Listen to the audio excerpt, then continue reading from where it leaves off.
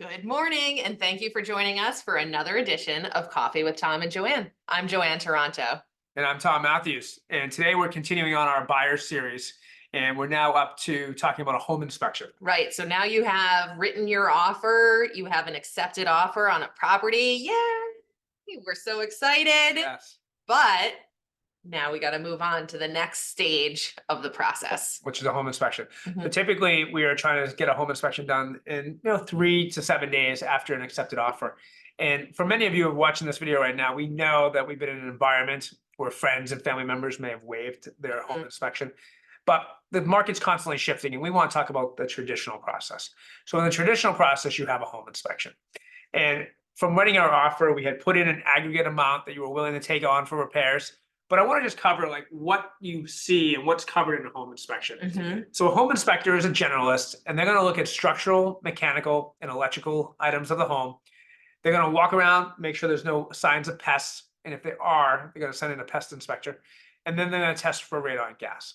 So Joanne, what's your kind of role in a home inspection, and what do you do, and what do you expect buyers to do in a home inspection? So the first and most important thing is we all need to attend. Yes. So the inspection is scheduled for a particular time. We generally recommend you take at least a half day off from work, depending on the size of the house that you're buying. It could be anywhere from 2 hours to 6 hours or more. And so we generally recommend that you attend. Now, if you are not in the area, we can attend on your behalf, but we don't recommend that because there is so much that gets lost in translation when you receive that inspection report. And the inspection time is a time for us to be together, to look at the home in a ton of detail, but then for you to ask questions. Hey, how often do I change the air filter in this air handler? And if I have split systems, how do I maintain those? And a lot of these questions are born out of just simply walking through the house and things that you wouldn't think of to ask, right? So it's really important that you attend. You don't have to take notes unless you want to, but it's just being present is everything. It's your time in the house. The listing agent might be there. We are definitely there. And it's always nice if the listing agent is there and then has a line to the seller. So if we have a specific question about how they maintain something, we can then, send a text message out to the seller and get an answer on the spot. So attending, number one. The first thing that I like to do on a home inspection is make sure that everybody is comfortable, introduce everybody, and then I allow the home inspector to do what they do best. Right. This is their time to do what they do best, and what they do best is inspecting the house. So as mentioned before, we start on the outside, right? Yeah, we start, the inspectors like to come, they typically come about 10 or 15 minutes early. We're going to talk about the roof condition, the roof age, what they're seeing. There are two kind of primary reasons for this home inspection.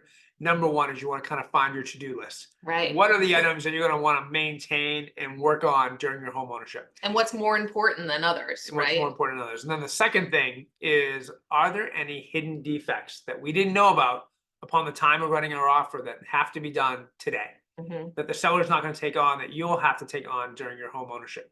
And that's really, I think, in my opinion, the most critical part. Because for a lot of buyers, they might be putting 20% down. They have money for closing costs.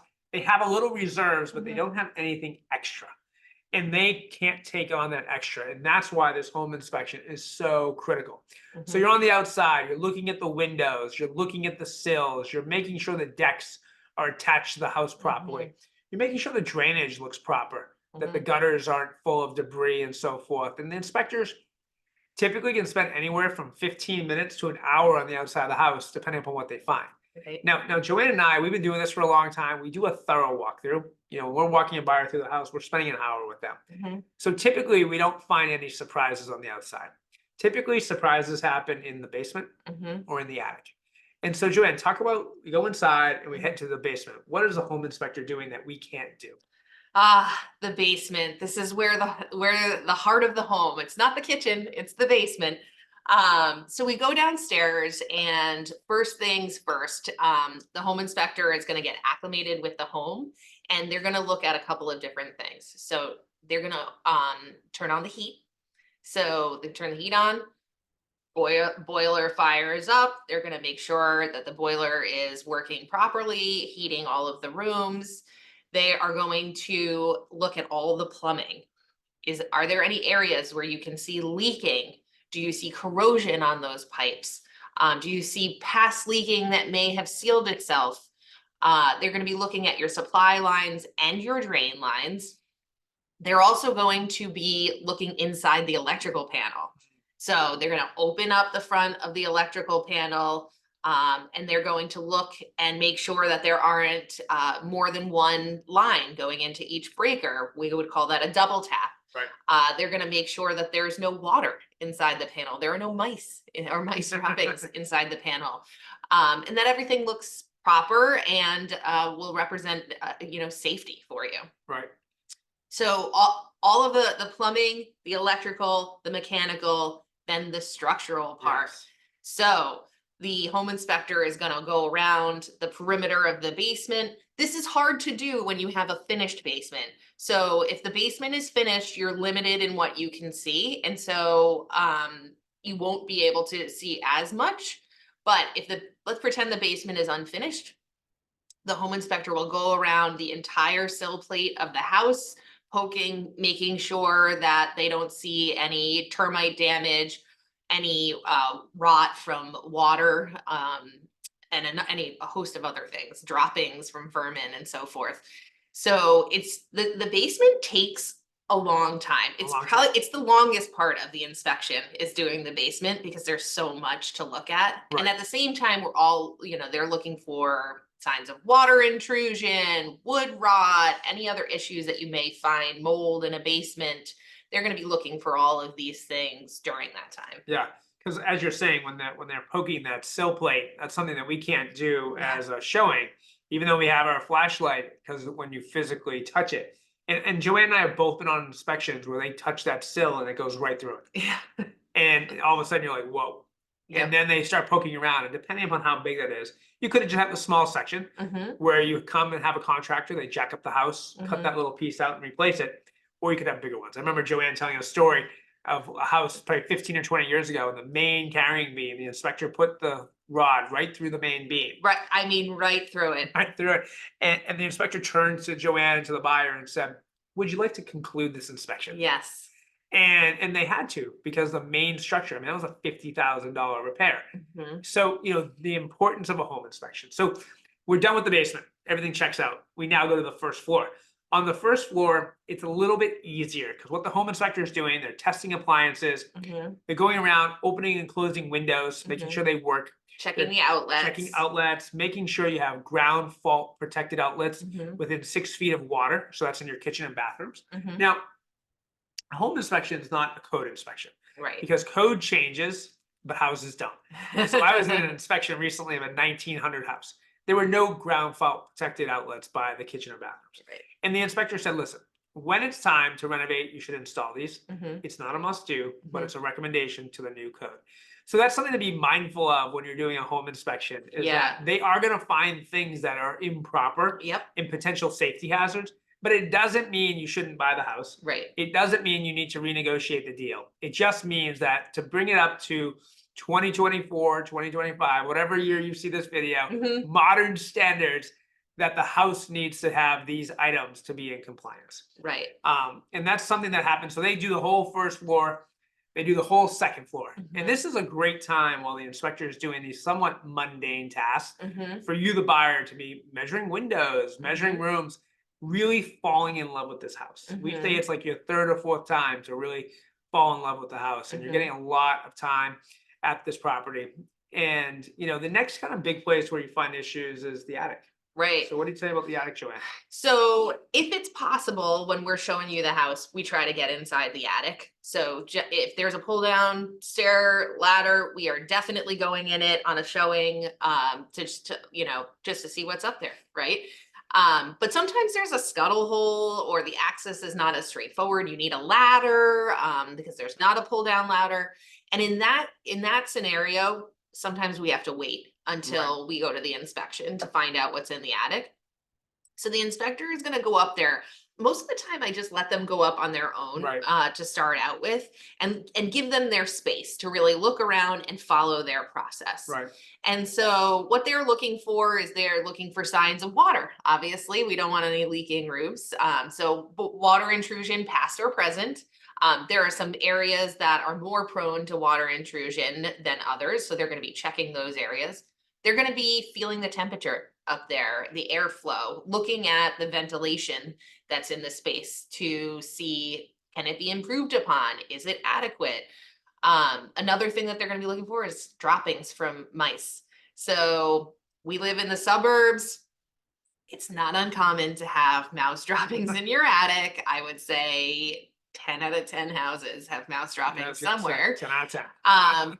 But if there's an excessive amount of them, you may want to consider, hey, when I move into this house, I'm going to do a big treatment and a sealing of the house with a pest company to kind of mitigate any mouse intrusion in the future. Right. The next thing that they want to look at is the insulation and the wiring, make sure that all of that is proper. And they may have a recommendation for how to weatherize it more. And we can talk more in another video about a program called Mass Save that Right. can help you with insulation. But the attic is really kind of the last place where you're looking. And then it's just a top down to the bottom to make sure that there were no leaks created when you tested all the sinks and the showers and the toilets and so forth. And that's the end of the inspection. Yeah, and then at the end, we go back to the kitchen typically, and the Mhm. home inspector gives a recap. Yeah. They give a recap of what they saw, just kind of telling you, typically what we love to hear is the house has good bones. But like any home, there needs to be some updates, some maintenance. And what happens after that is typically within 24 hours, the home inspector will send you the report. Now, this is an important part of the video that you should really be listening to. This is so important. Home inspectors, we live in a litigious state in Massachusetts. A lot of home inspectors have been sued. So the home inspection report Mhm. reads much differently than how it is presented at the house Yes. because they have to really kind of CYA. And so if you are not attending, like Joanne said, not attending that inspection and you just read the report, you could have a new construction house that after reading the home inspection report would make you want to run for the hills. So it's like critically important to attend. Yep. And then when you get that report, we really have to kind of go through it and make sure we are picking out if there are actually items that are pertinent to going back to the seller. Right. Because like Joanne and I said, if you went in the attic and they found some water and maybe there was a small growth of mold, that is something that's actionable to go Mhm. back to the seller with. And this is how we decide, when we decide how to negotiate with the seller, we first look at our threshold of what we put on our offer. Mhm. So if we have $1,000 threshold and you find mold in the attic, that's going to be over $1,000 to repair. Mhm. So we might go back to the seller and say, listen, we found some leaky faucets, willing to take those on, Yeah. not willing to take on the mold. We need to kind of renegotiate. Right. If the seller won't negotiate, go ahead, Joanne. What do you want to say? Yeah, I mean, and if you're in a position where you feel like you have to renegotiate because there are unknown items, one of the things that we pride ourselves on is when we're going through a house, we are being as thorough as possible and Right. talking to you about things that might come up. So there are a variety of things that come up. Reverse polarity on outlets, Yeah. missing safety cables on garage doors, like poorly adjusted doors and faucets and cabinets. Those kind of things are not tragic, right? They're not going to impact the way that you live there. They may present a safety issue, but they're not unfixable, right? So when you get into the situation where you're trying to decide, do I want to go back to the seller and renegotiate? We have to evaluate what did we know about before going into the inspection, because we're not focused on those things. We have made an offer that is commensurate with what our expectation was of when we saw the property. So we're only focused on the things that came up that we didn't know about. So our recommendation is going to be, different for each property and for each client.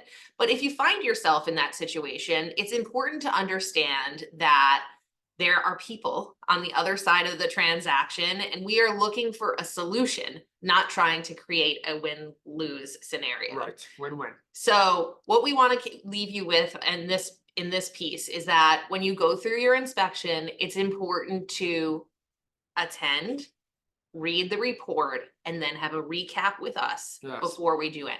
Before we proceed with any action. Yeah. And so, in an ideal world, the inspection goes great. And now it's time to move on to the purchase and sale, which we'll be talking about in our next video. Yep. But if you like this video, please subscribe. And we also want people to know that Joanne and I are actively taking on new buyers for 2024 and beyond. And just feel free to reach out to us. But thank you for watching another edition of Coffee with Tom and Joanne. I'm Tom Matthews. And I'm Joanne Taranto. Cheers.